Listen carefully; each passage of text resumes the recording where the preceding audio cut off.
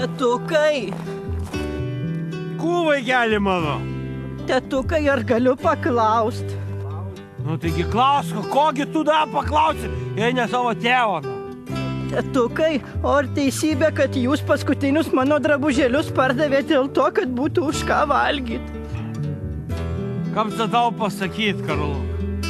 Matai, ne tiek valgyt, kaip numalšint troškų, jo. Tetukai, o ar galėsiu šitą buteliuką nunešti ir priduoti ir po to nusipirkt bandelę? Labai noriu valgyt. Sūnau, tu mano mylimas. Kogi tu su savo motka darytum be many, be savo tėvo?